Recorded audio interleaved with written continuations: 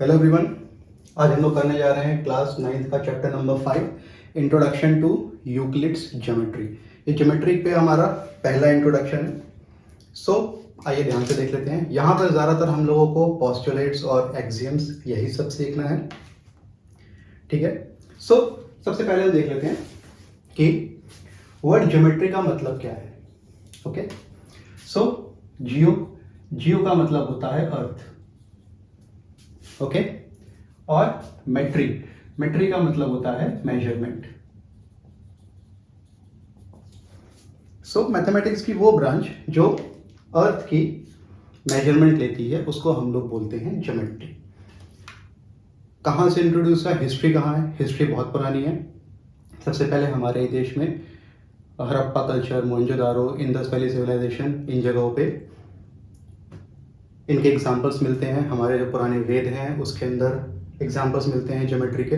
Geometry का invention basically हमारी country में, और सबसे ज़्यादा रिटन डॉक्यूमेंट्स भी हमारी ही कंट्री से मिले हुए हैं ज्योमेट्री के लिए या किसी भी मैथमेटिकल ब्रांच के लिए। आइए देख लेते हैं कि हमको पढ़ना क्या है।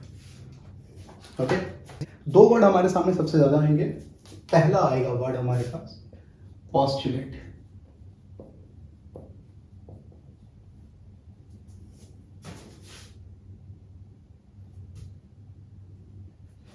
ओके, पहला जो वर्ड आएगा वो आएगा पोस्टुलेट। पोस्टुलेट का मतलब क्या होता है? शुरू में जब मैथमेटिक्स या कोई भी साइंस बनती है तो चीज़ों को अज्यूम किया जाता है, ठीक है, क्योंकि हमारे पास कोई स्पेसिफिक लॉज नहीं होते, लॉज बनाए जा रहे हैं, तो सबसे पहले चीज़ों को अज्यूम किया जाता है, ठीक है।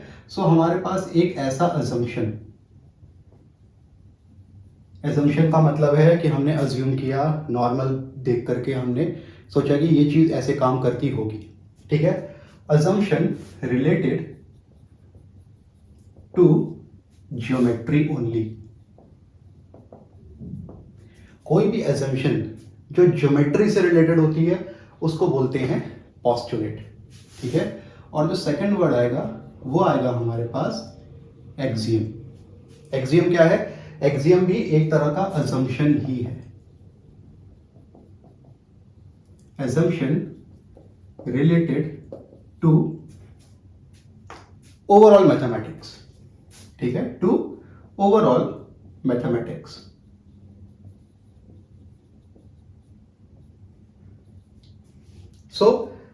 हो सकता है ये एक्सियम जो है ज्योमेट्री का भी हो या ज्योमेट्री का ना भी हो, किसी का भी हो, और अगर स्पेसिफिक ज्योमेट्री का है तो हम उसको पोस्टुलेट बोलते हैं। हर पोस्टुलेट एक्सियम होता है पर हर एक्सियम पोस्टुलेट नहीं होता। पोस्टुलेट का मतलब वो अजम्पशन जो हम लोग ज्योमेट्री में करते हैं कि ट्राइंगल में 3 साइड्स होंगी, तीनों साइड्स का सम निकालना पड़ेगा, जो भी कैसे भी निकालेंगे। एक्सियम ओवरऑल मैथमेटिक्स के लिए हम जो भी अजम्पशंस करते हैं कि 1 + 1 2 होता होगा, हमने 2 स्टिक्स काउंट किए, 2 स्टोन्स काउंट किए, इस तरह से, ठीक है। ये हम लोग को चीजें देखनी है, पोस्टुलेट एंड एक्सियम, और हमको इनके नंबर से याद रखना है, axiom 1, axiom 2, axiom 3 etcetera. Alright, start करते हैं। फर्स्ट पोस्टुलेट क्या बोलता है? अ स्ट्रेट लाइन में be drawn from any one point to other point. Basically इनके कहने का मतलब ऐसा है कि हमें बस कोई भी 2 पॉइंट्स दिए हों। इसके कहने का सिर्फ एक ही मतलब है कि हमारे पास कोई भी 2 पॉइंट्स गिवन हो। लेट्स से पॉइंट ए, यहां से कितनी लाइंस पास हो सकती हैं? बहुत सारी पास हो सकती हैं, ठीक है। हम इस पॉइंट से किसी दूसरे गिवन पॉइंट तक एक सिंगल स्ट्रेट लाइन ही ड्रॉ कर सकते हैं।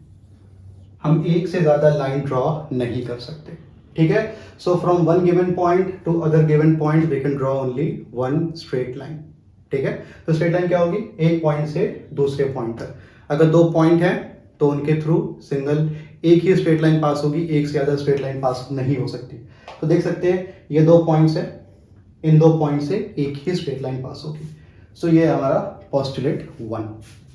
नेक्स्ट एक्सियम देख लेते हैं। हमने जो पहला पोस्टुलेट पढ़ा उसी को इन्होंने बहुत ही स्पेसिफिकली मेंशन किया है कि हमारे पास दो डिस्टिंक्ट पॉइंट्स हैं। जैसे हमारे पास एक पॉइंट ए है, एक पॉइंट बी है, ओके। पॉइंट ए बी से पास होने वाली जो लाइन होगी वो यूनिक होगी, मतलब वो सिंगल लाइन होगी। एक से ज्यादा लाइन पॉइंट ए और बी से पास नहीं कर सकती। अगर वो करेंगी तो दोनों लाइन सेम होंगी, दोनों लाइन ओवरलैप करेंगी, ठीक है। तो कहने का मतलब है अगर दो पॉइंट है तो उनके थ्रू एक ही लाइन पास हो सकती है, एक से ज़्यादा लाइंस पास नहीं हो सकती। सो दो पॉइंट्स हैं, हमको बोला there are 2 points A and B and there are several lines passing through A and B. So वो सारी लाइंस क्या होंगी, सेम लाइन होंगी। किन्हीं भी दो फिक्स्ड पॉइंट से एक ही सिंगल लाइन पास हो सकती है, एक से ज़्यादा लाइन पास नहीं हो सकती। अगर हम कोई और लाइन पास कराने की कोशिश करेंगे तो या तो वो कर्व हो जाएगी इस तरह से, या फिर वो इसी लाइन को ओवरलैप करेगी, और कोई तरीका नहीं है ए से बी तक स्ट्रेट लाइन ड्रॉ करने का। ऑलराइट, सो पोस्टुलेट 2 बोल रहा है a terminated line can be produced indefinitely. Terminated line मतलब एक लाइन जिसका बिगनिंग और एंड हमको मालूम है, इसको हम लोग टर्मिनेटेड लाइन या फिर लाइन सेगमेंट बोलते हैं, दोनों में से कुछ भी बोल सकते हैं। ठीक है, लाइन सेगमेंट मतलब जिसमें दो एंड पॉइंट्स हैं, रे एक एंड पॉइंट है और लाइन जिसका कोई एंड पॉइंट नहीं होता। सो हमारे पास एक टर्मिनेटेड लाइन है या फिर लाइन सेगमेंट है, हम इसको दोनों साइड इनडेफिनेटली प्रोड्यूस कर सकते हैं।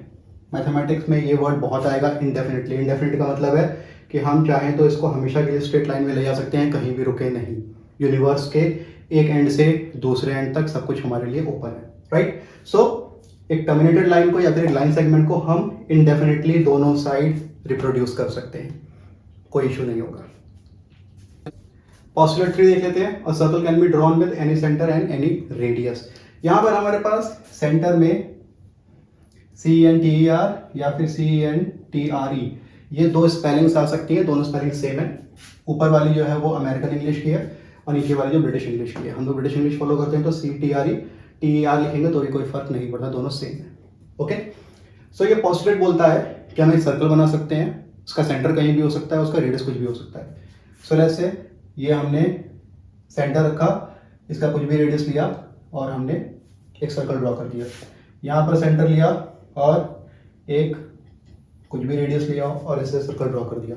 तो सर्कल के ड्रॉ करने में कोई भी रिस्ट्रिक्शन नहीं होती है, कहीं पर भी सेंटर ले सकते हैं और कितना भी रेडियस ले सकते हैं और हम सर्कल ड्रॉ कर सकते हैं। तो सर्कल बनाने में कोई भी रिस्ट्रिक्शंस नहीं है। Number 4, all right angles are equal to one another. Right angle मतलब कितना होता है, 90 डिग्री। अगर मेजरमेंट की बात करें वैसे हम एक राइट एंगल को राइट एंगल ही लेंगे। ऑलराइट, सो राइट एंगल कब बनता है, जब दो लाइन एक दूसरे को परपेंडिकुलरली इंटरसेक्ट करती हैं। ठीक है, परपेंडिकुलर इंटरसेक्शन। राइट एंगल का जो सिंबल है वो ये है। ओके, तो जो भी राइट एंगल्स होते हैं सारे के सारे राइट एंगल्स इक्वल होते हैं। देखो ये दोनों इक्वल होंगे, राइट, वर्टिकली ऑपोजिट एंगल, ये दोनों इक्वल होंगे, इनका समोनिटी होना चाहिए। ये राइट एंगल, दूसरा भी राइट एंगल होगा। ओके, ये नो आगे सीखेंगे सब, पर ध्यान रखना कि जितने भी राइट एंगल्स हैं वो सारे के सारे इक्वल होते हैं। अगर राइट एंगल दिया है so one right angle is equal to another right angle. Okay, postulate number 5 देख लेते हैं। If a straight line following on to straight lines make the interior angle on the same side of it taken together less than 2 right angles, then the two straight lines if produced indefinitely meet on that side on which sum of angles is less than 2 right angles. मतलब क्या है इसका कि हमारे पास दो straight lines हैं इस तरह की, ऑलराइट, एक तीसरी स्ट्रेट लाइन इन दोनों को कट कर रही है। अब हम इंटरनल एंगल्स लेंगे। हमारे पास इंटरनल एंगल्स हैं angle 1, angle 2, angle 3, angle 4, 4 internal angles आएंगे। सो हमसे ये बोला जा रहा है कि जिस भी साइड के इंटरनल एंगल्स का सम दो राइट एंगल से कम होगा, ओके, मतलब angle 1 plus angle 2 is less than 2 right angles. जिस भी साइड, जैसे हमने बोला कि 1 + 2 का सम जो है वो 2 राइट एंगल से कम है। सो इस साइड जब हम लाइंस को इनडेफिनेटली एक्सटेंड करेंगे तो वो उस साइड कहीं ना कहीं जा करके मीट होंगी। ठीक है, तो ये कहने का तरीका है कि ये लाइंस पैरेलल नहीं है, और पैरेलल नहीं है तो कहीं ना कहीं इंटरसेक्ट होंगी। किस तरफ इंटरसेक्ट होंगी, उस तरफ इंटरसेक्ट होंगी जहां पर तीसरी स्ट्रेट लाइन को कट करे और इंटरनल एंगल्स का सम दो राइट एंगल से कम हो। अगर दो राइट एंगल से सम ज्यादा है तो इंडेफिनेटली एक्सटेंड करने पर वो मीट नहीं करेंगी। अगर इंटरनल एंगल्स का सम दो राइट एंगल्स यानी कि 180 डिग्री से कम है तो उस साइड जब हम लाइंस को इंडेफिनेटली इंक्रीज करेंगे तो कहीं ना कहीं वो इंटरसेक्ट करेंगी।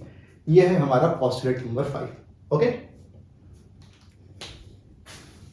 Theorem 5.1 to distinct lines can not have more than one common point. तो थ्योरम क्या होता है? थ्योरम वो होता है जो मैथमेटिकली प्रूव हो चुका है और उनसे कहीं भी यूज कर सकते हैं। हमें थ्योरम को अगर हम कोट करते हैं तो हमें और कोई प्रूफ देने की जरूरत नहीं है। It is a proof in itself. Okay, so क्या बोला जा रहा है हमसे? Two distinct lines can not have more than one common point. So let's say हमारे पास दो लाइंस है। लाइन को हम बोल देते हैं एल, दूसरी लाइन को बोल देते हैं हम एम। दो डिस्टिंक्ट लाइंस है, मतलब दो अलग अलग लाइंस है। ओके, सो लेट्स से दोनों में एक कॉमन पॉइंट है। कॉमन पॉइंट का नाम हम दे देते हैं ए।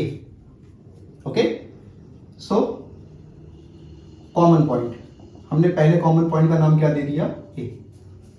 ओके, लेट्स से हमने बोला कि दोनों में एक और कॉमन पॉइंट है। ठीक है, हमने बोला कि दोनों में एक और कॉमन पॉइंट है, अनदर पॉइंट, और वो हो गया बी।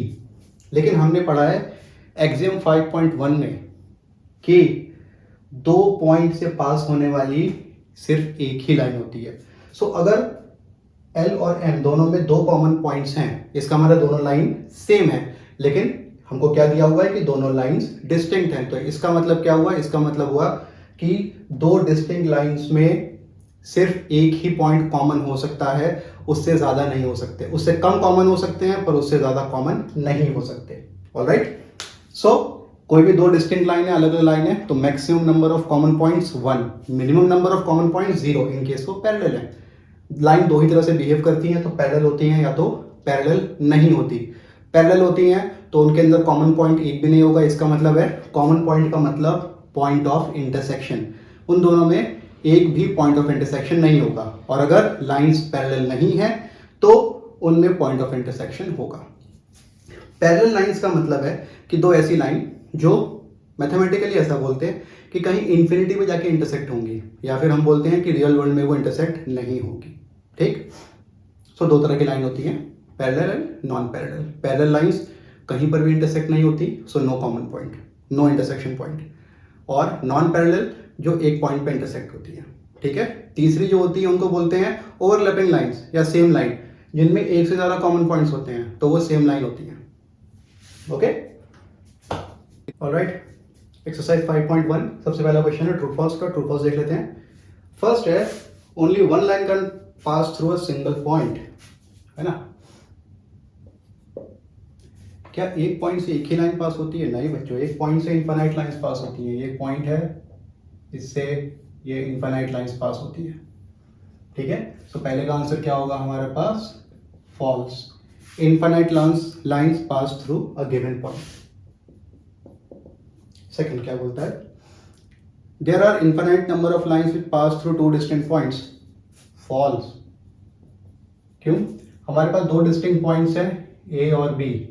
सो दो डिस्टिंक्ट पॉइंट से कितनी लाइनें पास होती हैं? एक ही लाइन पास होती है, और वो है ये यूनिक लाइन पास होती है। ठीक, third, a terminated line can be produced indefinitely.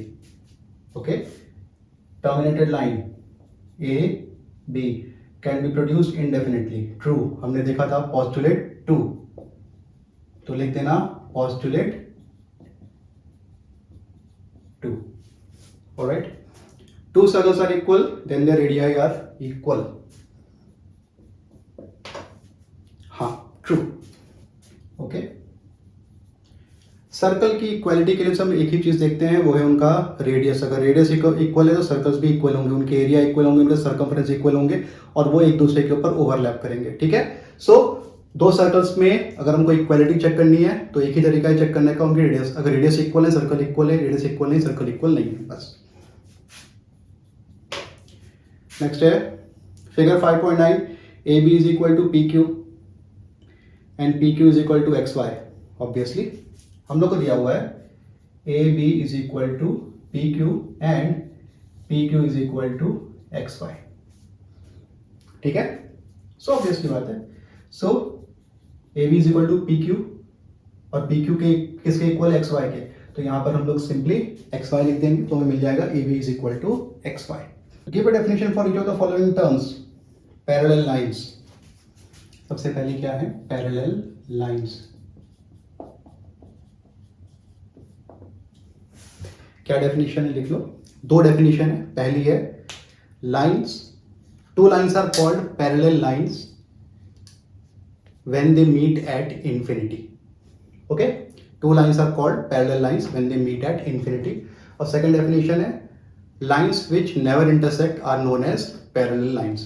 So दो definition है। पहला lines that intersect at infinity are called parallel lines. दूसरा lines that never intersect are known as parallel lines. तीसरा two lines that do not have any point common are known as parallel lines. So ये तीन अलग अलग definition है। Parallel lines का मतलब है भाई दो लाइंस जिनका डिस्टेंस हमेशा एक दूसरे से सेम रहता है। कहीं से भी हम डिस्टेंस मेजर कर लें, मेजर डिस्टेंस सेम रहता है। सो ये एक और डेफिनेशन होती है कि two lines which are equidistant from each other are known as parallel lines. So ये तीन चार डेफिनेशन है, कोई भी यूज कर सकते हैं। Okay, perpendicular lines, what are perpendicular lines?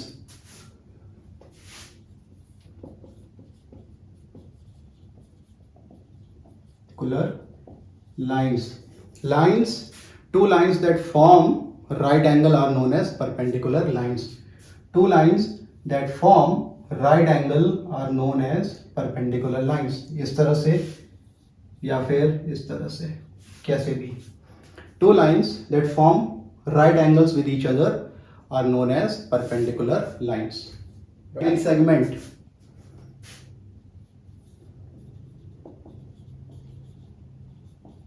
line segment. What is a line segment? Terminated line is known as line segment. Terminated line,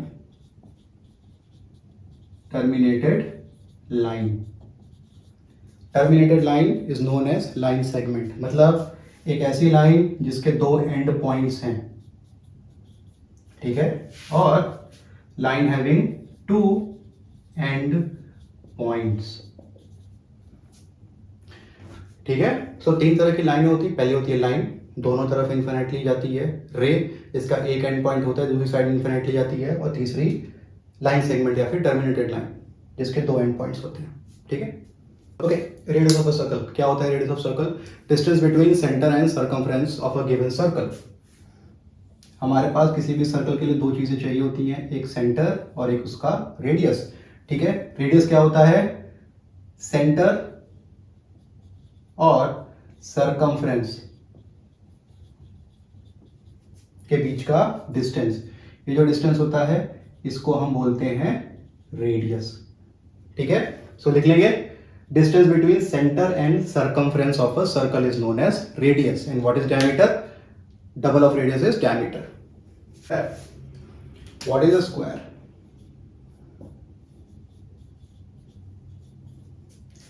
Square is a quadrilateral.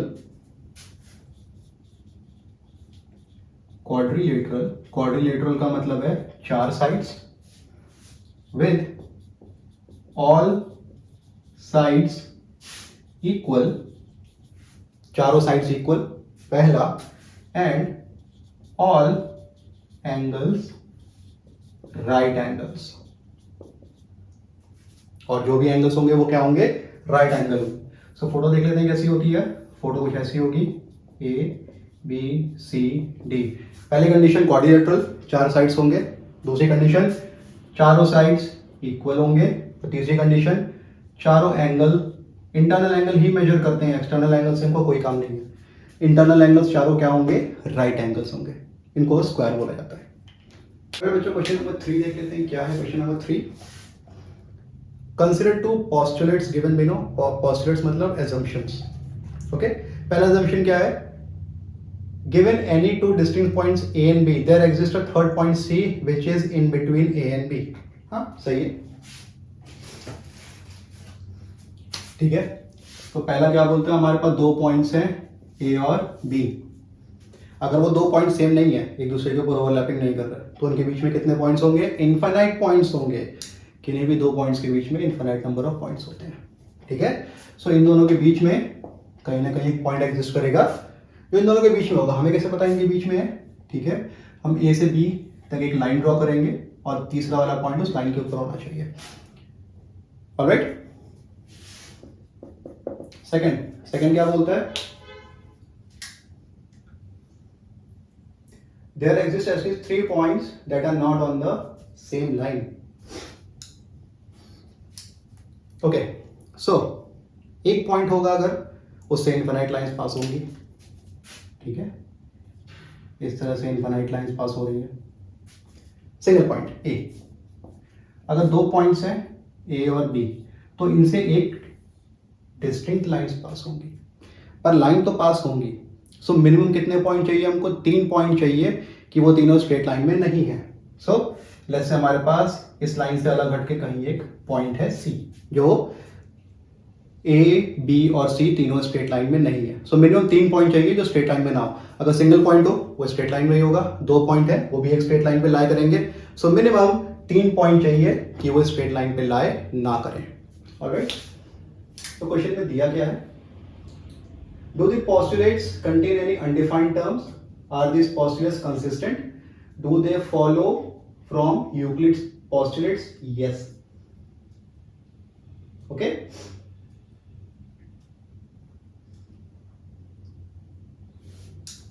So, सबसे पहली बात कि ये यूक्लिड्स के पोस्टुलेट्स को तो फॉलो नहीं करते, एक्सियम को फॉलो करते हैं. कौन सा एक्सियम? एक्सियम 5.1 कि दो फिक्स पॉइंट हैं तो उन पे एक डिस्टिंक्ट लाइन बनेगी.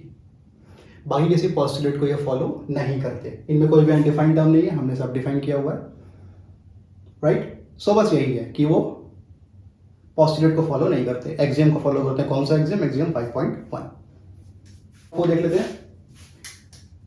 If a point C lies between 2 points A and B such that AC is equal to BC, then prove that AC is equal to half AB. Okay.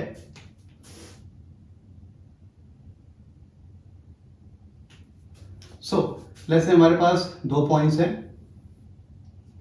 एक point है A, एक point है B, और इनके बीच में कहीं एक point है C. C इस तरह से है कि हमको गिवन क्या है? AC is equal to BC. Proof क्या करना है? टू प्रूव, ऐसे ही क्वेश्चन लिखने की आदत डालोगे तो अच्छा रहेगा कि AC is equal to half AB. AC is equal to half AB, ये करना है. ओके, तो चलिए प्रूव कर लेते हैं. हमारे पास है AC is equal to BC. सही है.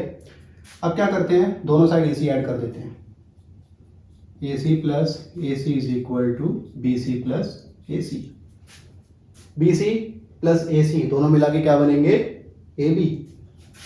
So 2 times AC is equal to AB. यहाँ पर हम लिखेंगे कि BC plus AC is equal to AB.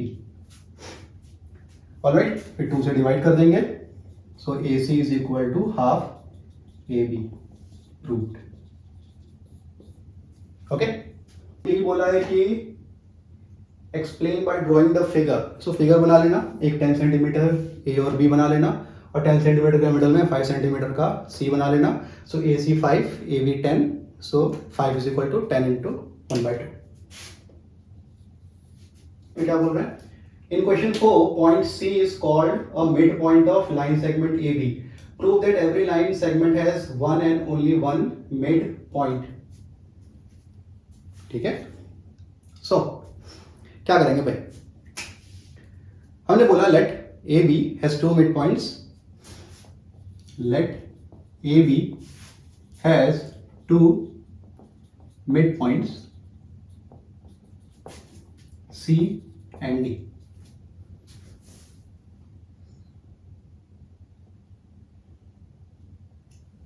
Okay, अब बच्चों हमारे पास ये है A और B. इनके बीच में हमारे 2 मिड पॉइंट्स हैं. लेट्स से एक है C और एक है D. ठीक है. सो हमको पता है कि AC, क्योंकि C जो है वो AB का मिड पॉइंट है. So AC is equal to AC is equal to BC हो जाएगा. ठीक है, और ये दोनों किसके इक्वल होंगे? हाफ ऑफ AB के. क्वेश्चन नंबर 4 में हमने प्रूव किया. ठीक है. सिमिलरली क्या होगा? AD is equal to BD. Is equal to half A B, इसको इक्वेशन 1, इसको इक्वेशन 2। ठीक है, सो यूजिंग इक्वेशन 1 एंड 2 हमको पता है कि half A B is equal to half A B होगा, तो अगर हाफ ए बी इक्वल है तो बी सी बी डी के इक्वल होगा और ए सी ए डी के इक्वल होगा। फ्रॉम इक्वेशन 1 एंड 2, ठीक है, हाफ ऑफ ए बी किसके इक्वल है, ए सी के, और वही इक्वल है किसके, ए डी के। तो ए सी अगर ए डी बराबर है और दोनों सेम लाइन पे पढ़ रहे हैं, दोनों सेम लाइन पे पढ़ रहे हैं ना, ए सी और ए डी अलग अलग नहीं पढ़ रहे हैं, दोनों सेम लाइन पे पढ़ रहे हैं, तो हम क्या लिखेंगे, C and D are same points. और क्या लिखेंगे, एक्सियम 5.1 कि भाई दो लाइंस अगर सेम है, उनका एक पॉइंट सेम है तो उनका दूसरा पॉइंट भी सेम ही होगा, क्योंकि दो फिक्स्ड पॉइंट से एक डिस्टिंक्ट लाइन ही पास होगी। ठीक है, तो हमको पता है कि हमारी लाइन तो डिस्टिंक्ट है, तो हमारे पॉइंट्स भी क्या हो जाएंगे, सेम हो जाएंगे। ओके, सो क्वेश्चन नंबर 6 में क्या बोल रहे हैं, क्वेश्चन नंबर 6 में बोल रहे हैं in figure 5.10 AC is equal to BD, prove that AB is equal to CD। Alright, so ये हमारे पास एक लाइन है, पॉइंट A, B, C और D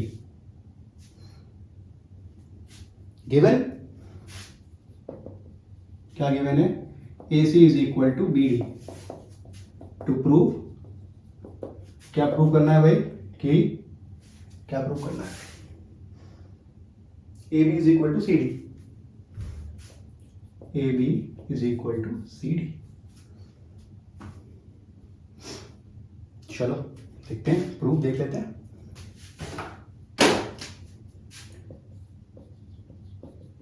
प्रूफ हमको पता है AC is equal to BD। अब जरा AC को हम ध्यान से देखेंगे, AC बना हुआ है AB प्लस BC से, AB प्लस BC, और BD बना हुआ है BC plus CD। BC BC आमने सामने कट जाएगा, एलजेब्रा में सीखा हुआ है, जो एलजेब्रा के रूल्स है वो ज्योमेट्री पर भी एप्लीकेबल है। तो हमको क्या मिलेगा, AB is equal to CD, proved. Okay, 7 देख लेते हैं। Why is axiom 5 in the list of Euclid's axiom considered universal truth. What is universal truth, एक ऐसा ट्रूथ जो हर जगह पे ट्रू है, पूरे यूनिवर्स में ट्रू है। ठीक है, जो भी ट्रूथ पूरे यूनिवर्स में ट्रू होता है उसको यूनिवर्सल ट्रूथ बोलते हैं। So axiom 5 is true in every part of universe. हमने अर्थ से बाहर जाकर के भी चेक किया है, अर्थ पर भी चेक किया है, तो इसीलिए इसको हम बोलते हैं यूनिवर्सल ट्रूथ। ओके,